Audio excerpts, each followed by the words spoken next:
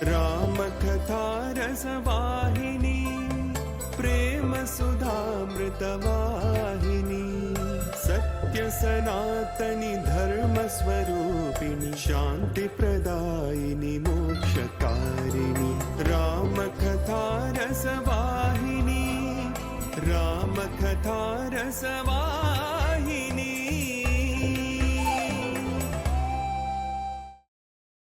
Brother Arun will be joining a little later.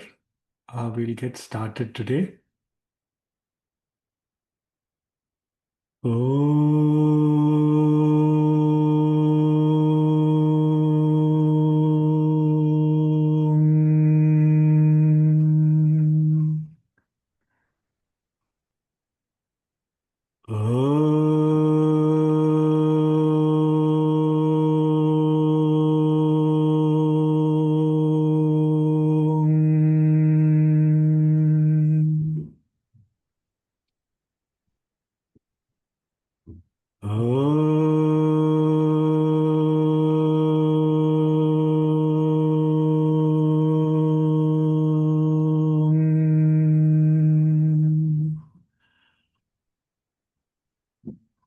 Sahana bhavatu, Sahanau bhunaktu, Sahaviryam karavavahai, Tejasvinavaditamastu ma vidvishavahai.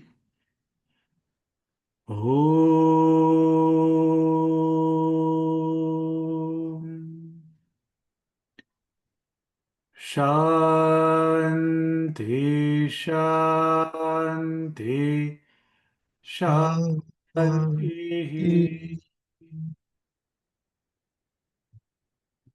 Sai Ram, everyone.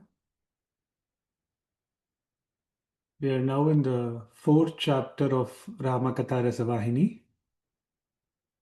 And what we have seen so far in this chapter is that we are having the 3 queens who come after their bath, and then sage Vashishta instructs King Dasharatha to divide the payasam in 3 equal measures and give it in the order starting with Queen Kaushalya, then Queen Sumitra, and then finally Queen Kaikeyi.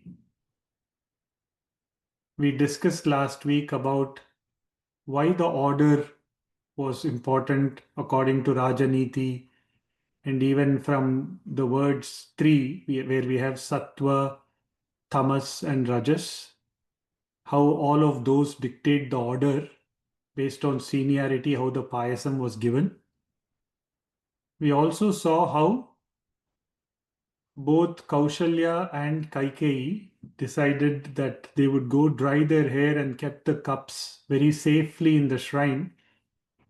But Sumitra went to the terrace, and there she was lost in her own thoughts about what was to happen of the son or child born to her, knowing fully well that Kaushalya's son would be the eldest, and so the legal heir to the throne, while the son of Kaikeyi would be out of the promise given to her father. And so she was unsure what would be the fate of her son. And even as she was thinking whether to have such a son or a child, then she cautioned herself of the lapse that she's having, and she said everything is God's, it goes as per God's will. And when she was to go close to that cup to take it back, an eagle swoops down and takes away that cup. Sumitra is very repentant of what has happened. She goes to Kaushalya. She knows the king will be upset, so she first goes and confides to both Kaushalya and Kaikeyi. And since all 3 of them are sisters who are woven by that bond of affection, both Kaushalya and Kaikeyi give a share of their payasam, getting a bowl for Sumitra. and then all three of them go to sage Rishyashringa, take his blessings, and then they partake of the payasam. That is where we have got to. We can, if we want, we can read this slide once again, and if there are any other points that are there for discussion from the last time, if anyone wants to share, we can have that now, or else we can go to the next slide and begin reading. So I'll just pause here if anyone wants to add anything based on last time's discussion before we move on.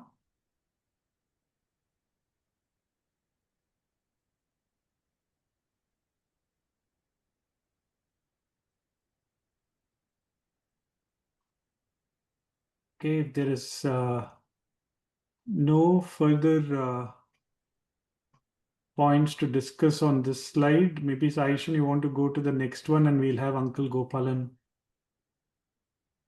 Sai Ram, Uncle Gopalan. Sai Ram. Sai Ram. Time rolled by. News that the queens were pregnant spread among the people. The bodies of the queens took on a shining complexion. The 10th month arrived. Maids and nurses awaited the happy event and watched over the queens with vigilant care. Meanwhile, they came to know that Kaushalya had the pains of labor. They hastened to her palace. While on their way, they learned that the royal consort had delivered a prince. On the second day, Kaikeyi brought forth a son. The glad tidings filled the entire Zenana with joy. The next day, Sumitra had the pangs of labor, and she delivered twin sons. Auspicious signs were seen everywhere. The happy news filled all with immeasurable joy. The earth covered herself with green, trees blossomed all over, music filled the air, clouds showered fragrant drops of rain, but only on the apartments where the babies were laid in their cradles. The joy of Dasharatha knew no bounds. While for years he was immersed in agony that he did not have even a single son, the birth of 4 sons gave him indescribable satisfaction and happiness. Sai Ram. Thank you, Uncle. Sai Ram, Auntie. Sai Ram. Should I read the Telugu one? Yes, Auntie. And I will attempt to translate. If I fail, you can please correct me. Yeah, sure. కొంతకాలము గడిచెను. A little time passed. మూవరు రాణులు గర్భమును ధరించురను వార్త పురమంతయు ప్రాకెను. The news that all the 3 queens had conceived came to be known. Yeah, పురమంతయు ప్రాకెను. It spread all over the place. రాణుల యొక్క దేహములు కాంతివతమై కళకళలాడతొడిగెను. The bodies of the queens, they were filled, they began to be shown with light. They were dancing with light. Yeah. పదవ మాసము వచ్చెను. 10th month. The 10th month came. దాదులు ఇప్పుడో అప్పుడో అని ప్రసవ సమయములకు సర్వసిద్ధములు గావించి the pregnancy was to happen any time, then or now, so they were getting ready. Sai Satish, delivery had to happen. Delivery. Sorry, Auntie. Delivery had to take place. Yeah. Now, anytime. So, sarvasiddhamulo gavinchi, all the preparations were done. రాణులను అతి జాగ్రత్తగా చూచుకొచ్చునుండుని. They told that the queens had to be looked after very carefully. by the dadis, by nurses. By the nurses. Yeah. ఇంతలో కౌసల్యకు ప్రసవ బాధలు ప్రారంభమైనవని విని In the meantime, Kausalya developed labor pains. దాదులు Rani మందిరమునకు వెళ్ళుచుండగానే By the time the nurses got to the place of correct, of Kausalya's residence, పట్టపురాణి గారికి కుమారుడు కలిగినను వార్త అంతఃపురమంతయు ప్రాకెను. The elder queen had conceived a son. This news spread in the inner chambers of the queen. No, the Pattapurani Kaligeno, she has delivered. She has delivered a son. That news spread in the all over Antapuram. Yeah. Inner apartments of the palace. రెండవ దినము కైకకును ఒక పుత్రుడు కలిగెను. On the second day, Kaikeyi delivered a son. మూడవ దినము సుమిత్రకు ప్రసవ బాధలు ప్రారంభమయ్యి On the third day, Sumitra developed labor pains. ఆమె ఇరువురు కుమారులను కన్నదని అంతఃపురమే కాక that she had delivered twins. Not only did the news spread in the inner apartments. ఈ వార్త పురమంతయు వ్యాపించెను. This news spread in the entire city. అందరూ ఆనందించిరి. Everybody was overjoyed. భూమి సస్యశ్యామలమయ్యెను. The earth was purified, auntie? సస్యశ్యామలం, greenery was filled with greenery. సస్యశ్యామలమయ్యెను. సర్వవాద్యములు మ్రోగినవి. All the instruments. All the instruments played. Yeah. మేఘములు ఆనంద జల్లులు. The clouds were they showered rain as joy. Yeah. Paneer జల్లుల వలె పరిమళమైన బిందువులతో with auspicious drops of rain. Fragrant, పరిమళమైన fragrant drops of rain. Drops fell on that. 2 నిమిషములు అంతఃపురమ పైన మాత్రమే కురిపించెను. They rained only on where the inner apartments of the queen were. Of the queens was. Only around that area they rained. Oh yeah. I think here it stops, but the joy of Dasharatha knew no bounds. Yeah, okay. ఈ రీతిగా పుత్రులు పుట్టిన తక్షణమే in this manner, the moment the sons were born, శుభములే కనిపించును. All auspicious signs were seen. Dasharatha మహారాజు ఆనందమునకు అంతులేదు. There was no end to Dasharatha's joy. కుమారుడు ఒక్కడైనను లేదని విచారించుచున్న సమయమున, at the time when he was worried that he did not have even one son. Yeah. నలుగురు పుత్రులు ఒకే పరి కలిగిన వార్త వర్ణనాతీతమైన ఆనందము.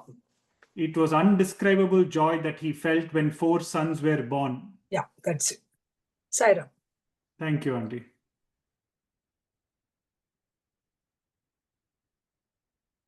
Does anyone have any questions, comments, insights that they would like to share on these 2 paragraphs?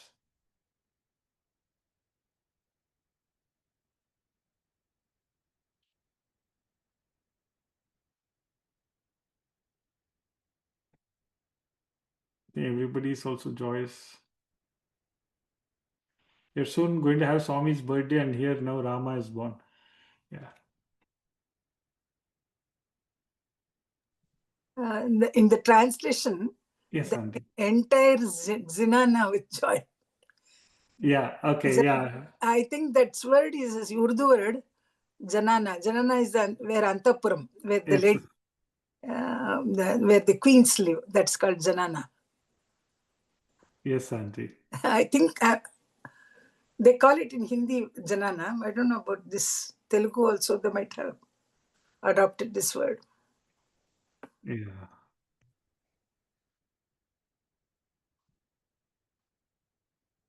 And Kasturi Garu would have used that.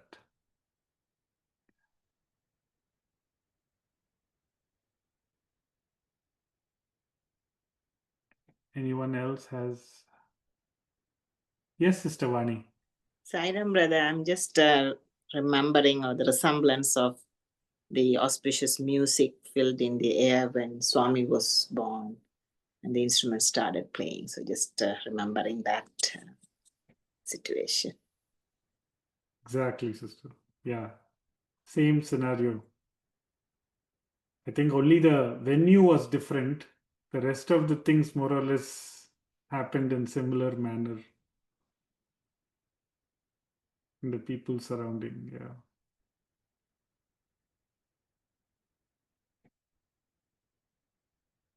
No, Swami said his birth was a pravesha. So here, Rama's birth was a pravesha too, like, in a similar fashion, the payasam incidents. Can you please tell a little bit about that? Yeah, sure, Sister. Anyone wants to respond to that question about Prasava and Pravesha? About Lord Rama's birth being Pravesha, like how Swami had mentioned. Any thoughts on that?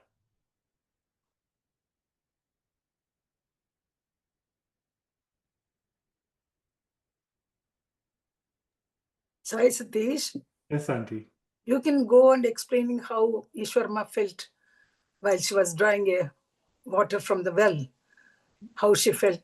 You can explain to them. Sure, Auntie.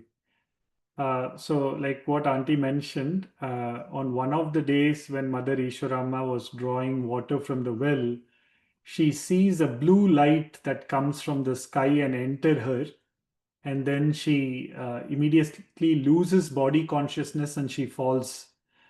And then when she revived, where she's revived, then she shares this experience, and then her mother-in-law at that time, I think she says, just to keep it within her, because it's a divine experience and so on. And subsequently, of course, just before Swami is born, the Satyanarayana Puja happens, and then the prasadam is brought and given, and Mother Ishwarama has that prasadam, and then Swami is born.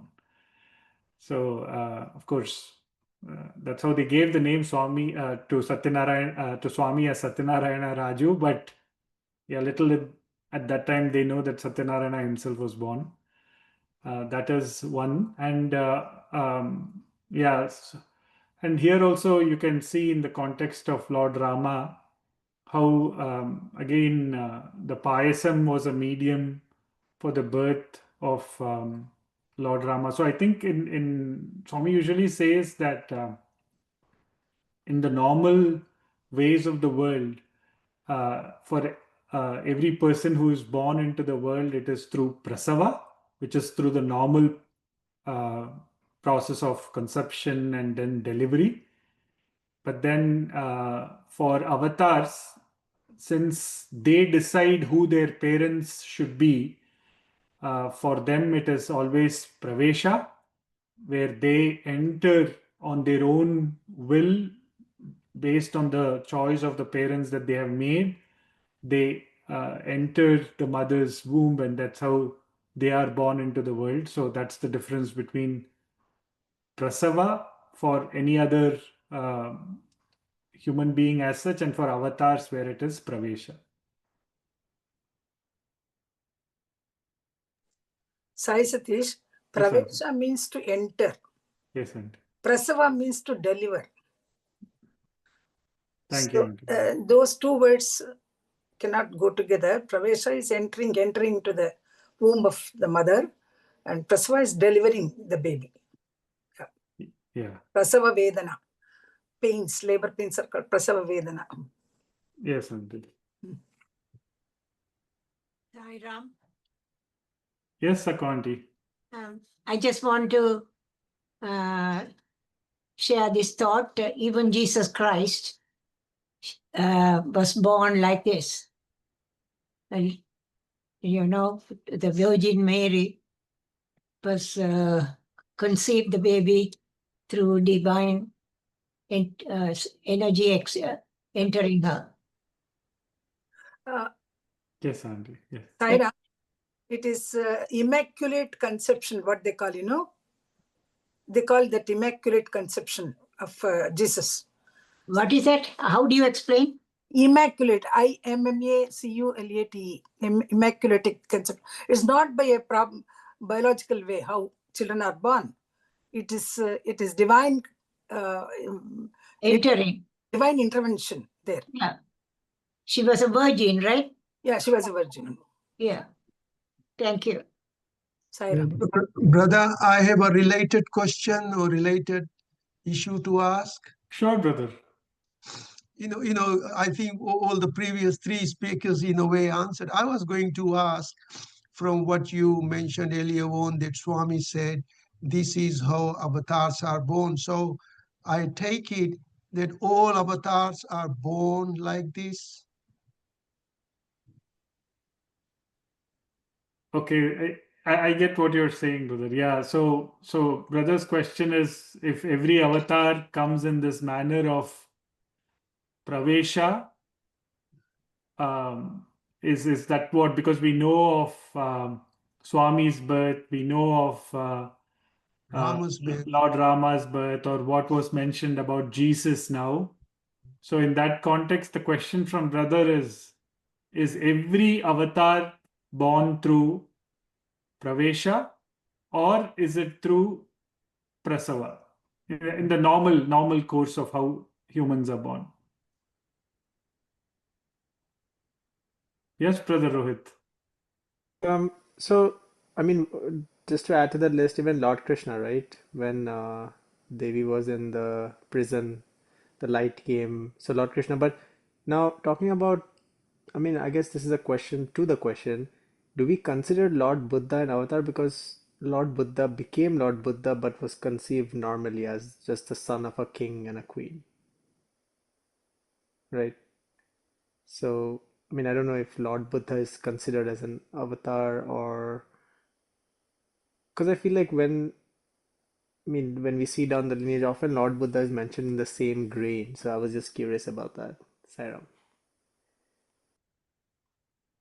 Yes, Uncle Ron or Auntie Bina, you can go ahead, please. Sai Ram, just regarding Rohit's comment about the Buddha, if I recall correctly, his conception happened as a result of a dream. His mother, the queen, had a dream of an elephant with 8 tusks piercing her womb. So that could be considered an indication as well. But again, this is something I read 40, 50 years ago, so I may not be on top of that. Sai Ram. That's correct, Uncle. Yeah. That is true. She had the dream of that elephant, and then, of course, the conception happened. So yeah, there is because I think in the spiritual realms, there's no difference between what happens in a dream versus what happens in the physical frame of things. It has happened. So yeah, very true. We can take Shankaracharya's experience also. Mother, what's her name? Aryamba.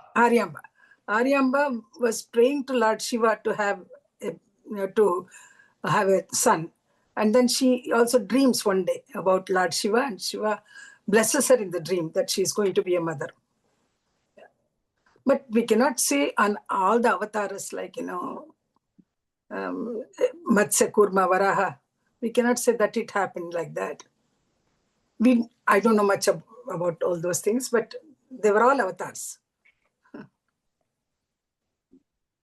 Can we Thanks, add Auntie. Shirdi Sai Baba to that list as well? I think Lord Shiva had appeared, right, in front of Shirdi Sai Baba's parents. That's how I recall the story, unless I'm mistaken. Yeah, in terms of Ganga Bavadia and Devagiri Amma, I think Devagiri Amma, Lord Shiva appears, and that whole story is there, right? Where I think she's blessed with that thing that Lord Shiva says he himself is going to be born, and at that time when she conceives and she is to deliver, at that time uh, Ganga Bavadia, he leaves. He says, "You have found the Lord. Now I have to go and in search of him," and that's how he leaves. And after that, Shirdi Baba is born. So yeah, there also you can see how the Lord came, and then on account of that, yeah. Sai Ram, Yes, uncle. all these avatars, during birth time, there have been some dramatic surrounding events. Each avatar, and Krishna, we know there was a storm that night, and Shirdi Baba, they were going in a forest. Then Shirdi Baba was born, and Sathya Sai Baba, we know about the musical instruments, and now Rama, the music and the fragrant drops of rain. So just a note. Thank you. Thank you, uncle. Sai Ram, even Ramakrishna, they say his parents prayed to Shiva and he was named Gadadhar first and then become Ramakrishna. Isn't that right? Yes, his name is Gadadhar. Yeah. That is correct, Auntie. Yes, Uncle Ron or Auntie Beena. Sai Ram, just in addition to what Brother Gopal was saying, in the case of Jesus also, there was the phenomenon of the star, which was followed by the three magi from distant lands. So, who were led directly to the birthplace. So that's also part of the lore. Sai Ram. Thanks, Uncle. Thank you. Yes, Brother Rohit. So, brother, just I think somebody, I think an auntie asked a question a few minutes back about the Krita Yuga avatars.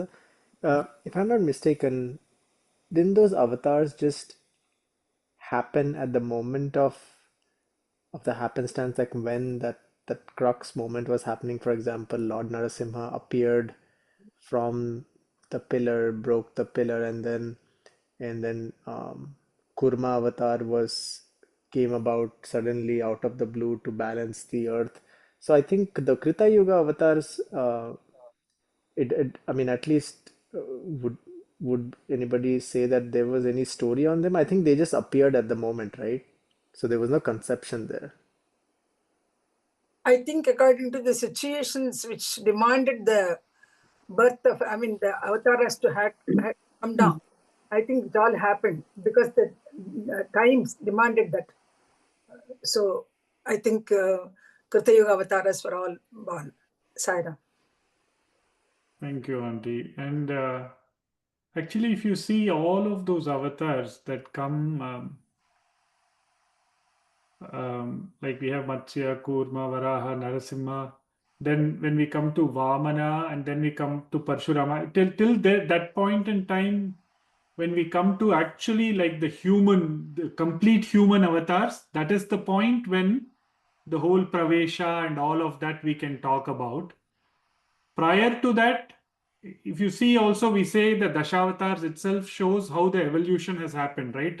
Like how life began first as marine life, then it became amphibian, then it became terrestrial, and then it developed. That's how you see in the if you want to actually Darwinian theory of evolution came much later. If you see just our Dashawataras initially, that itself tells how evolution happened.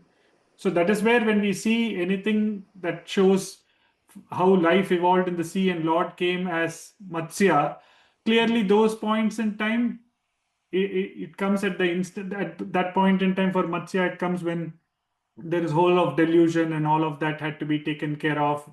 So like that, if you go across each of those avatars, like you are mentioning, brother, it is at that point in need where they come and then they leave.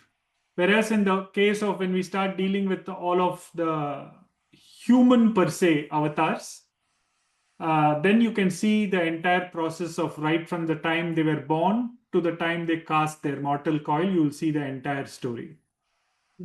Paritranaya sadhunam vinashaya cha duskrutam. These avatars came only to safeguard those who are sadhus and then to get rid of those bad elements. Sai Ram. Thank you, Auntie. Yes, Auntie Banu, you're going to say something?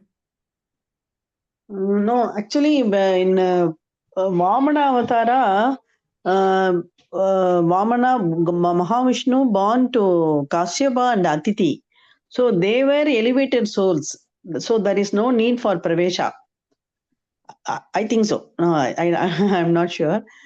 Like the and many avatar, many like even for Andal, we say who are the parents of Andal.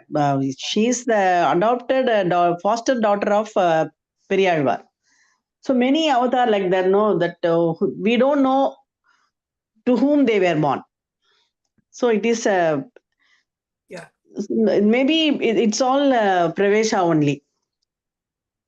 Even Sita Devi was also found only in the Yajna, that field where Janaka was blowing Sita was found by him. And I think Kabir Das also, no, he was found in the banks of a river, I think. Something, no, many avatar, many great, that is, what to say, the godmen, they were all, we don't know to whom they were born.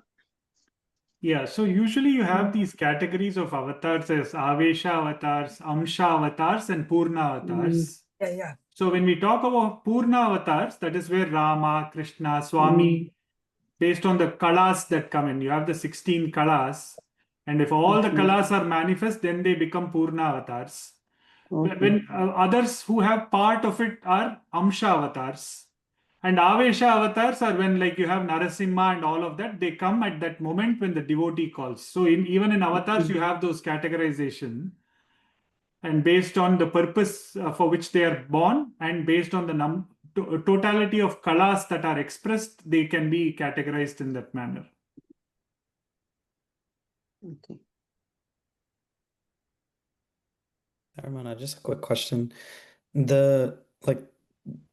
The greenery, the music, the fragrant raindrops, can it just be understood that these are all just results of like the manifestation of like Dharma through Rama's birth? Is that the understanding, or is like, because it seems like this is a recurring like these mysterious things that happen when like an avatar is born. Is that what that represents? Can it be understood like that?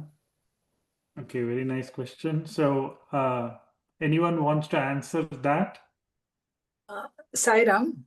Yes, Auntie. Just to express the happiness that that one gets because of the birth of Swami Sathya Sai or Rama or Krishna. The whole universe was very, very happy. They expressed in such a way, that greenery became, and then the raindrops, and then so these are the expressions of the universe. Just to say that the happiness was pervaded the whole universe. That's all. I think so. Yeah. Thank you, Auntie. Yes, Brother Rohit. Sir, brother, to Brother Sason's question, would it be safe to say that it's the five elements who are celebrating? For example, like if you look at it, when Swami was born, the musical instruments started playing. So that was kind of like, if you look at it, it was the element of sound who was, providing their prostration to the Lord of the Universe taking birth. And coincidentally, Swami has placed so much emphasis on music being the core part of this Purnavatar where bhajans, come. So, I mean, here, if you look at it, where it says that the greenery was formed and the clouds showered fragrant drops of rain, it could be that I'm thinking that maybe the elements, like how the earth element and the water element, they were all just like offering their prostration to the Lord, and That's what I think. Do you think that's possible? That's what's happening here, that the elements are praying to the Lord? Very nice, brother. Yeah, yeah, definitely. All of those points. Yes. Yes, Sister Aruna. Is that the elements? I'm just thinking to myself, Avatar comes, we don't realize the God is taken avatar kind of sometime, right? Like how Swami declared.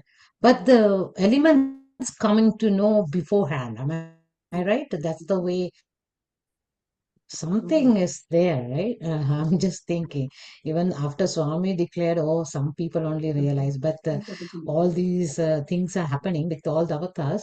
It's something, I think it's the elements comes to know, kind of like they are part of the, I don't know what reason, how they come to know ahead of time, kind of. Um, I just thought of us. Just thought this just come crossing my mind to understand. That's all. Well Thank you, said. Sai Ram. Element, I don't know. It's not a significant thing, but I think there is some significant behind of it too. the creator is born. All these are created by creator. So when creator comes again, they're all very happy. Maybe we can take it that way. Yeah, that way, right? Before the humans comes to know even this, Even yeah. before that. So they are very, yeah. So, yeah. Any other thoughts before I? Yeah, no, just like continuing on with what Auntie Mani was saying, the rain, I think it's described as the rain is only falling where like the divine grace manifested. And so that point I just want to note, because I noted, as Auntie mentioned, that it's everyone, like the entire, like even the greenery, everything is celebrating this joyous event, but there's this divine grace aspect where that fragrance of raindrops. Is there any significance of there being a fragrance specifically? Is that the divine grace itself?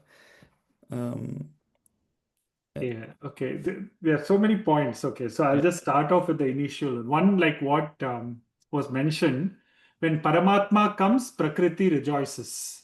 So it will jump in joy because Prakriti is the closest to Paramatman. And so it rejoices in terms of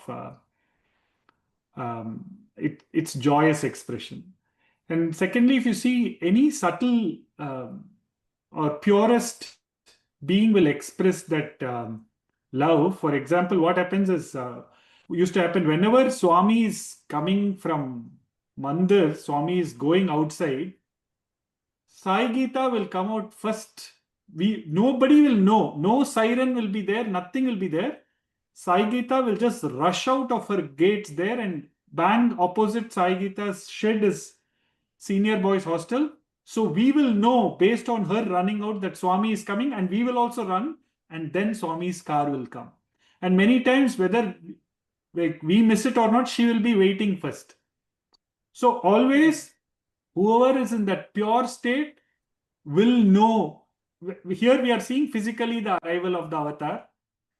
And another aspect, what happens again, one more thing is when Lord Krishna is born and Vasudeva is carrying the baby across Yamuna, the waves and all rise very high. So Vasudeva is wondering, why is the waves rising high? They were just raising high to touch the feet of Krishna. So baby Krishna will just put his leg out and just touch the water. Then the water recedes. So that also tells how nature is just wanting to get in proximity with the Lord, because the Lord, it's a one in a millennia event that happens, that the Lord is born in physical form. So Prakriti wants to enjoy that tangible form of God. So obviously it will do that in all forms of joy. And that being the fragrant part, we will come to it. Maybe Uncle Ron, you have your hand up. Sai Ram, just wanted to add that today even we get Amritam and Vibhuti in our devotees' house, and we 100% Swami's presence we feel. So just wanted to say that the fragrance of Vibhuti and Amritam, it's a sign that he's around us. Sai Ram. And I'll just add that the great Spanish mystic saint, Saint John of the Cross, when he was close to death, he actually had a bit of a skin disease and he needed to have his bandages changed. The nuns used to fight with each other in terms of who would change the bandages, because whoever changed the bandages would smell this incredible sweet fragrance. So even the body of the saints exudes great aroma. So aroma is associated with the divine, just like anything associated with the demonic has horrible, disgusting smells. That's all. Sai Ram. Thank you. Sai Ram. Mm. Sai Ram. Sai Ram, uncle. The day after Swami is born, Sri Aurobindo announces to the people around him that a great soul is born on earth. Thank you. Yeah, then he goes into silence. Yes. Aurobindo told the light of Sathya Jivitam has come. Has descended like that. Yes, Auntie. Sai Ram, regarding the fragrance, I would like to share my experience. Many times, I think many devotees have also felt the same thing. When there is a hush of fragrance comes, all of a sudden, you are not lighted any agarbatti or any scent or anything like that. Suddenly, you feel a fragrance smell coming. Whenever you think that, you can always associate with Swami's presence. That I have felt many times when I was reading Swami's, one of the written by Ganapati or Ra Ganapati in Tamil, Swami's life history is given. I was reading it, and all of a sudden, that fragrance smell came from in that room where I was reading. So that I have felt many times, and even other devotees also have felt the same. I think even our brother Aruna was also saying the same. Sai Ram. Yeah, we felt the smell of vibhuti. Sometimes during bhajans, we smell that the smell of vibhuti used to come. Yeah, correct. And recently, when I was learning Narayaniyam, one day from nowhere I realized the smell of kalabam, that chandanam. Guru Ayappan temple, the chandanam is the prasadam, no, is a special prasadam. That smell has come. Very nice, Auntie. Okay.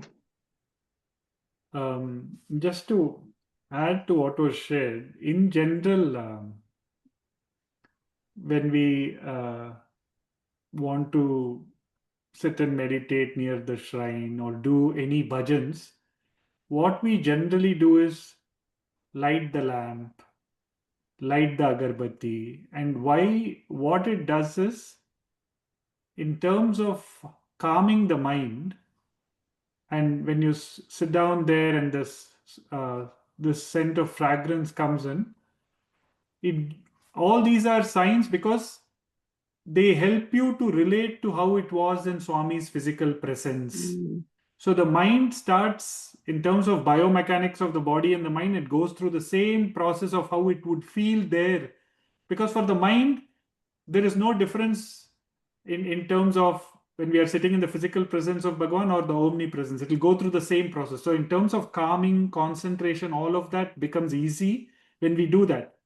And so when we say this fragrant clouds or drops of rain came through, again, it is symbolic of anything related to divinity, which is having that calming presence of showing who is being born. So it's again, as much as fragrance points to divinity, the presence of divinity itself is fragrant. And that's what, with the coming of divinity, everything it touches becomes fragrant. And so, how Swami has also given the example, like how when we have a rose in our hand and go around, that smell of the rose is carried to everybody we come in touch with. And likewise, if we take something else that is foul smelling, it'll go. So in terms of the companionship that we keep will determine how others get it. And so that fragrance is always, it relates to divinity. So Anna, sorry, just another follow-up question. So this joy that is felt, this prakriti, the can that joy be, is that permanent bliss and joy? Is that what it is? Just wondering, is that permanent? So yeah, so again, a good question. So is that joy that is coming off, that we say here, is it permanent?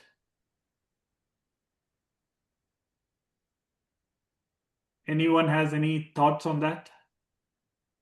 It is permanent, but we will realize temporarily. So is that the temporary bliss which Dasharatha feels in this moment, where he's forgotten his? No, actually, what I think, maybe I don't know how many of you will accept my view. See, something in Puranas and all, we should not take it literally. See, for example, it is there are two things. Sakun, one is Sakun, one is Nimittam. Sakun is Shubha Sakun. So we used to say that when you go out of a house, if a cow, a milkman came in front of you, is a good Sakun. Like that, you hearing a good music is a good sign. Him getting a good fragrance is a good sign, good Sakun, to indicate that some good has happened. They have told like that. That's what I feel. Maybe I don't know how many of you will take my point. Thank you, Auntie. Thank you. We will discuss that. I see, Sister. Yeah, because we cannot take literally many things. See, for example, in Ramayana they say Lakshmana didn't sleep for 14 years. You cannot take it as literally. We will come to that, Auntie. Yeah, we will definitely discuss that. I see Sister Vani's hand up. Yes, Sister Vani. Sai Ram, brother. So, and just answering to Brother Saishan's question, when we visit Parthi, also we feel that bliss, Anandam. When we are around the divine presence and people who are praying to Swami and devotees, we will feel that kind of a bliss. And then when we come back to the world, we are now then immersed into our day-to-day problems and chaos. So in order for us to preserve that bliss, we need to practice. That is the sadhana that we have to do. And also then there are different types of purity, the purity of the body, the purity of the surroundings, the purity of the Atma.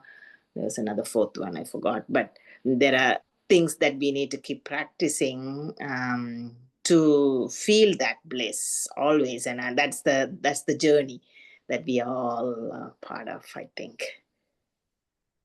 Thank you, Sister. Yes, Brother Rohit. I think, brother, to answer that, the point of permanence or temporariness, I think you have to see what the basis of that pleasure feeling or the bliss is coming for. I think that'll answer the question because, for example, let's say bhajans, right? So everybody here feels bliss when we start listening to bhajans. So you listen to Prashanti Mandir live, that happens for about 40 minutes, and then before that, Vedam. You do that for 2 hours, you have a good morning, you go about with your life. What if I told somebody that you have to put on your earphones and you have to listen for that bhajans for 48 hours in that same volume? You're gonna get a headache big time soon, and then you have to go to the ER to get it fixed.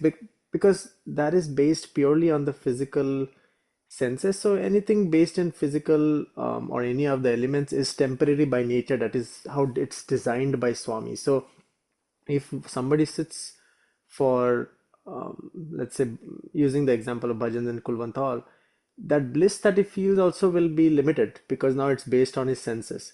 So I think the answer to whether it's this bliss is permanent or this thing is depending on where you're getting that pleasurable feeling from. For example, here King Dasharatha, Swami has says here Swami has even explained where the joy is coming from. It says here, while for years he was immersed in agony that he did not have even a single son, and then he had a birth of four. That's where he's getting the happiness. So his happiness here is based on the fact that he had a desire for son, not that the Lord is born or somebody, the divine has come down. That was not the base. So that's why it was temporary. And then he faced agony anyways after a few years, because then his own son, whom he craved for so many years, now has left.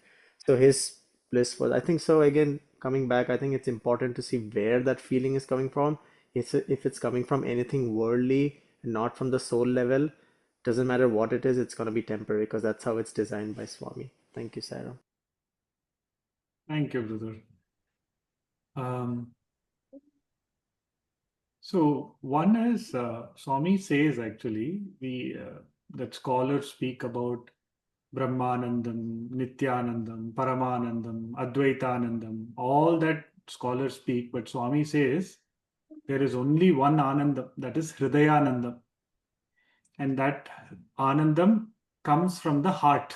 That's what Swami says. If we want to get permanent joy, Swami also says that word joy itself explains that. Swami says Jesus or God first. Oh, others next. Why? Yourself last. So every time if we keep God as first, then it connects to the Hridaya, where the heart, where the Lord is seated. It goes to that Ananda. That alone is permanent. Everything else is impermanent. Everything else which is external facing, if I'm waiting for a rain to feel happy, then it is something that is going to be transient, because so long as it rains, I will feel happy. After it stops raining, I feel sad. If I'm going to feel happy when the sun is out, so long as the sun is there, I will be happy. When the sun sets, I will be unhappy. So if it is based on anything external, it is impermanent. If it is based on something that is internal, then it is permanent. And internal meaning keeping God as first. Anything that we do, if we do keep God as first, then it always reflects in permanent joy. So here, again, when we say, no doubt Prakriti is showing its joy, and we know that the same Dasharatha was very happy when Rama was born at this time, and then he loses his life and Rama moves away. So obviously it is not permanent joy. It was based on that physicality of Rama being there or not. So it is not permanent. So that way we can relate to. And to what Auntie Banu was saying earlier about the literal part of how things are. So again, it is at several levels. We can read it in the level, taking Lakshmana's example. Yes, we can say that physically, whether he really didn't sleep or doze also in 14 years, that we don't know. But we know that part that he could control his sleep, he could control his pangs of hunger for food, showed that he became somebody who could control his senses, and that is why he was able to defeat Indrajit. Because the only criteria, or one of the criteria for Indrajit to be defeated, is that person who has excelled in controlling his senses even greater than Indrajit. And that showed that when he did not eat or sleep for those 14 years, he had conquered his senses to a level that he could conquer Indrajit. So many of the things that we see physically have a metaphysical or a spiritual connotation to it. If we see from the physical aspect, we can get deluded. Like if we see Swami, we will see that Swami at one point in time was walking on parapet walls and giving darshan. At huge high wall, Swami would just walk across and give darshan to thousands of devotees. That same Swami at a later point in time was on the wheelchair also. So if we see the physical part of Swami and thing, then we'll get deluded. But if we know that that is that Paramatman who came and took on that form and relate to that, then we will stay focused. Or else it's easy to get lost in the physicality of how things can be interpreted. So you have to be very careful. It's a slippery slope as to how, because we are at one plane of existence and those beings are far higher in their stature. So to understand or interpret or even say what they did is right or wrong, or what happened. We are not in that position. So we have to only go with that humility that we can relate to their actions at a more spiritual level and go with that. Any other points that we have for this slide?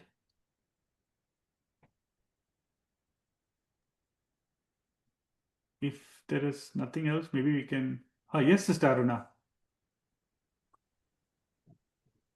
The auspicious signs were seen everywhere, right? So the earth part you have said about the Prakriti, I think when the Purusha comes, descends, the Prakriti is joining together, kind of, we can see, right? Because the happiness is with the Dasaratha as a humans only, but this nature, it's a creation, Prakriti is joining with the Purusha kind of. Um, I see like that only, because these are auspicious sign there only. It's not that earth is the greenery, all these happy. They are happy kind of. Only the human side, like a Dasaratha point of side, only happiness. These are joining together. That's how, because of the words. Aruna, Sai Ram. Auspicious signs. Yeah. You know, Sai why Ram aunty. when Rama Avatar took place, the whole whole universe was very happy. That was the showing that happiness by the Sathya Shamalam. The Swami says, the greenery, all the earth blossomed with green things, and then it rained. It just shows the joy of being, that avatar has come down. That's all. There is nothing special about it. Prakriti is expressing its joy in its own way. Okay?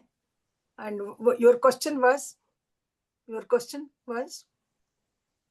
Aruna? I was understanding, not they are expressing their happiness there. I'm thinking this Prakriti part, they this joining with the Lord to carry, Sister, you're like breaking up, take the sister. mission, like an avataric support. Your voice is Okay. breaking, ma. You're breaking up, so we're not able to Find out what you want. Okay, I can see a sign is coming up there. It's okay. Oh, I don't know if you can mute. yeah, Okay. you can mute them. Okay. Yes, sister. What you were saying? I was thinking why, the Prakriti was showing Oh, you're breaking up, sister. that like a green and blossom, the music and all.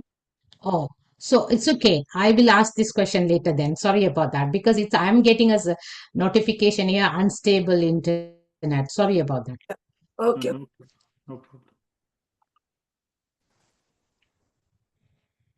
Anyone else has any other thoughts? Or yeah, we can go to the next slide. Yeah. Uncle Gopalan. Sai Ram. Yes, uncle. The king invited Brahmins and gave them gold, cows, and land gifts in plenty. He arranged for the distribution of money to the poor and of clothes. Besides, he gifted houses for the homeless. He gave food to the hungry. Wherever one cast his eye, he could see people acclaiming the happy event, shouting Jai Jai. The subjects gathered in huge assemblies to express their joy in music and dance. We have now princes in royal line. They prided themselves. They were more exhilarated now than when they themselves had sons born to them. Women offered worship to God in gratitude for this act of grace, for they were sure that the birth of the sons to the king was a signal act of divine mercy. Sai Ram. Okay. Thanks, Uncle. Yes, Auntie. Sai Ram. రాజు బ్రాహ్మణులను పిలిపించి వారులకు సువర్ణ go భూదానములు గావించెను. The king called upon the Brahmins and bestowed upon them golden cows and gifts of land. Gold, cows and gift of land. Okay. Yes. బీదులకు తగు రీతి ధనమును ఇప్పించెను. For the poor, the wealth was given accordingly. వసతులు కల్పించెను. వసతులు means houses. Okay. వసతులు. They were given houses. Houses were provided. వస్త్రములు పంచెను. Clothes were distributed. అన్నము పెట్టించెను. Food was served. ఎక్కడ చూచినను ప్రజలు జయ జయధ్వనులు గావించుచుండిరి. Wherever the eyes were to see, they were seeing the shouts of jaikars by the people. శుభ చిహ్నములకు సభ్యులు నాట్యములు గావించదొడిగిరి. As a sign of auspiciousness, dance performance was also going on. Yeah, so they provided dances also. So they సభ్యులు నాట్యములు గావించతొడిగిరి. So they started dancing. They were dancing in joy. Yes, sir. Okay. మాకు క్రొత్త ప్రభువులు అవతరించిరను ఆనందముతో ప్రజలు. New sons were born with that feeling. The subjects. New kings, ప్రభువులు. New kings. Okay. Were born. So they were very happy, and then ప్రజలు, the subjects, వారింటిలో వాళ్లకు పిల్లలు కలిగిదానికంటేను ఎక్కువగానే ఆనందించుచుండిరి. They were happy much more than even when their own sons were born. They rejoiced at the birth of these kings. Yeah. కొందరు స్త్రీలు తమ రాణులకు కుమారులు కలిగినది భగవత్ కటాక్షమే అని. Few of the ladies felt that the queens begetting children was purely the grace of God. విశ్వసించి భగవంతునికి ధన్యవాదములు అన్నట్లు పూజలు గావించిరి. In this belief, they offered worship to the Lord in gratitude. దశరథుడు కులవరుగు, I think, that's it. I think there was. Yes, that's where he stopped, I think. Yes, Auntie. Sai Ram. Thank you, Auntie. Anyone has any thoughts to share on this paragraph?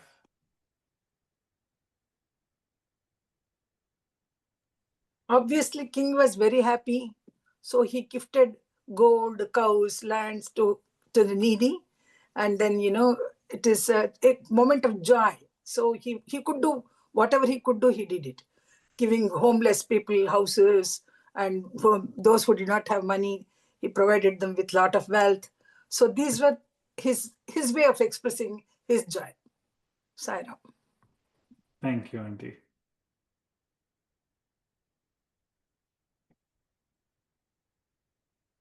Yes, Sister Vani.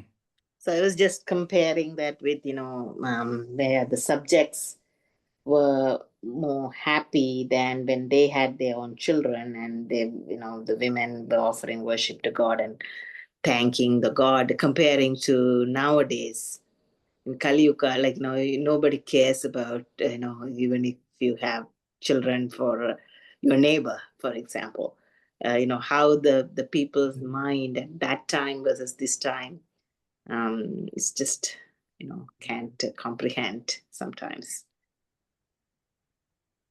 Thank you, sister. People in those days had this attitude, somebody's joy is my joy, somebody's sorrow is my sorrow. So that's how they used to share their feelings. Now the society is completely changed. Variki vare yamuna tire. That selfishness is there. That's it.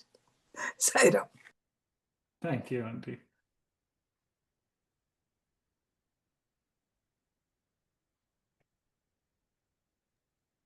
Even now, we have the practice of doing dhanam on birth of a child, no, in our family. It is our practice. Yes, Auntie. Yeah.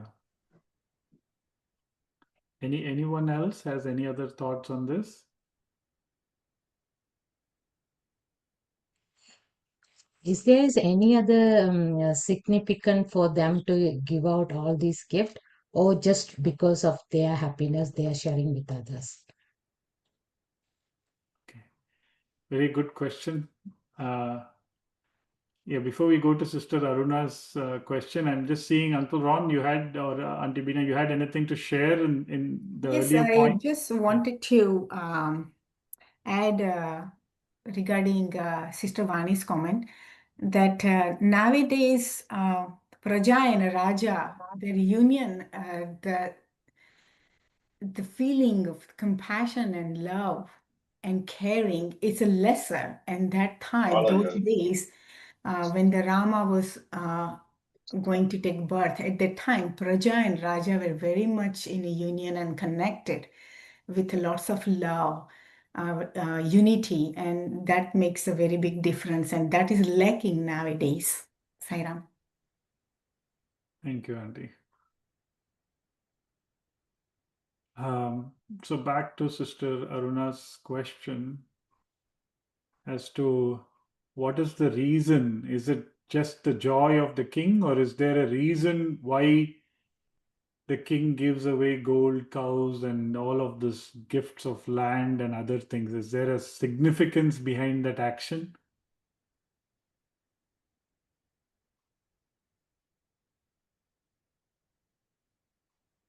Okay. So I'll come to the earlier point and then to this one. So they say that I think earlier also we discussed this Subhashita. Ayam nijaha paroveti gananam laguchetasam udara charitaram vasudaiva kutumbakam. So for people who are very narrow-minded, they will say, this is mine, that is yours. Like that kind of a feeling is there. But people who are very, very broad-minded, for them the whole earth is one family. So here, in terms of Yata Raja, Tata Praja, all that what we have discussed, those days it was all one family, and that's where they say that more than their own children being born, the subjects are rejoicing that the king has got a prince who will then go on to become a king to rule their land. So it was the same thing what we read in chapter 1, that or chapter 2, where Swami says the body is the subjects and the heart is the king. It all functioned as one entity. There was not two entity, which again goes on to show how people lived their lives those days. Which again is what is true joy, right? They kept God, or for them the king was literally like God. They kept others next and themselves last. That's why they were always happy. So that we can see. Now in this aspect of the king, one, of course, no doubt it is his joy. So he's very, very happy. He's giving all of those gifts. Now, and if you see another way, the king did not have a son and he got a son. He was childless. He did not have something, he got something. When somebody does not have something and get something, that inspires them to give to somebody what they don't have.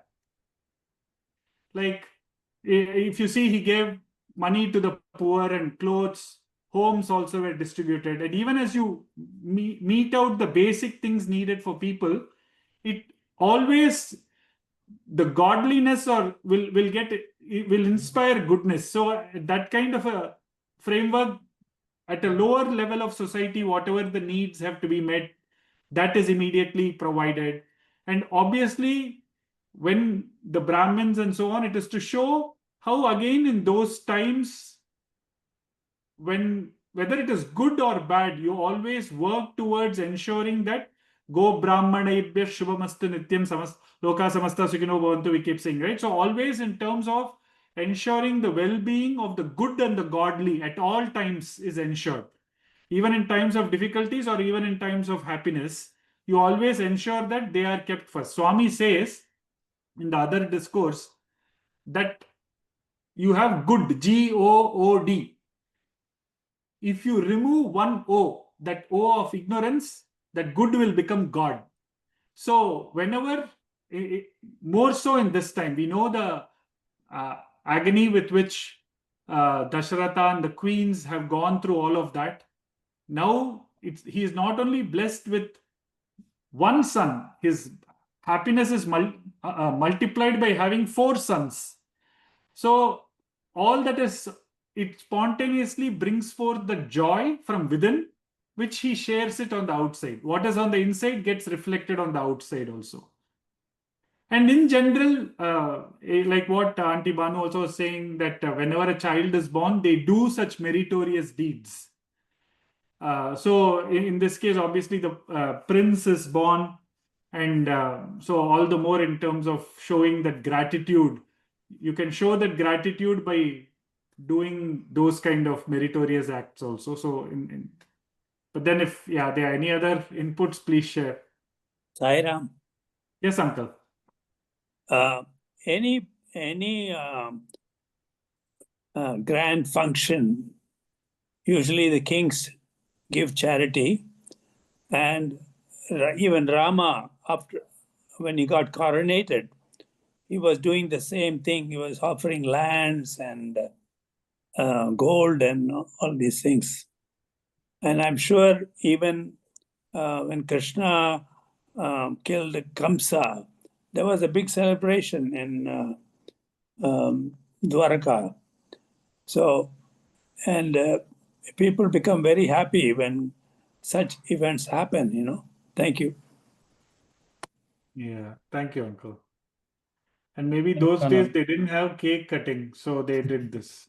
I think on Uncle's point, even yesterday's discourse, I think Swami at the end talks about how during the 70th birthday celebrations, how there's rickshaws being given, clothes being given, Kanchipuram saris being given to all devotees. I think Swami, like in that situation as well, it's conferring joy and happiness amongst, I guess, right? Yeah. Absolutely. Annadanam, lots of Annadanam were done during Swami's birthday celebrations. It's just to express the sharing that joy. Sharing that joy which is coming from inside. And we want to express it in such way. So that's it. Yes, Auntie. Thank you, Auntie. Now we have 3 more minutes. Anyone has any other questions, inputs, or comments? Yes, Uncle Ron. Sai Ram, I just wanted to add regarding this that any auspicious grand occasions are taken place. It's lots of donation charities is done for not just the sake of the other people to give it, but it is for themselves to have a punya karmas also. And that sets the example for the community also, for the praja. And that is why it is also done. Even Sri Ram also did it for his coronation, as Uncle said. So it's everywhere you see this grand occasion is always done the donation, lots of, and it sets the example. Sai Ram. Thank you, Auntie. So true. I think during the Rajasuya Yajna also, when the sacrifice was to be done, I think, or not even the Rajasuya, I think subsequently the Ashwamedha, when I think Yudhishthira does 3 Ashwamedha Yajnas after the Mahabharata war is over, and when he needs that kind of gold and wealth to be given away in charity, Lord Krishna points to an earlier king, I think it's King Marut, who had done that sacrifice, and lot of this gold and all, so much he had given away that when Brahmins and other people were carrying that, they couldn't carry it with them, so they threw it off in one place. And then Lord Krishna says, go to that place, you will get all the thing that is needed. And why I'm saying this is, at any point in time, any sacrifice is done or any of such big event happens, a lot of this charity happens. Like what was mentioned also by Auntie Beena, that you in terms of punya karma, to earn merit. And then Swami also says Satyam Kirti Dvayam Stiram. Like, so in terms of even the fame that the king gets by doing those action, it adds to their fame and popularity. Not only does it confer individual merit, but in the broad, like what was also shared, it brings about societal way. Yet again the same thing, Yata Raja Tata Praja. If the king is able to give away such quantity in charity, the quality and quantity in charity, then others also emulate from that and they also do the same. So it sets a trend and precedence in society to be followed upon. I think also in one discourse on us, Swami says like our intelligence and our thinking is very much influenced by the type of act and deed that you take on. And so like if you undertake like good activities, then the results and the fruits thereafter would also be good. So in that sense as well, I think when something good happens and that results of it based off of your act, it confers goodness on you and to those around you as well. Absolutely.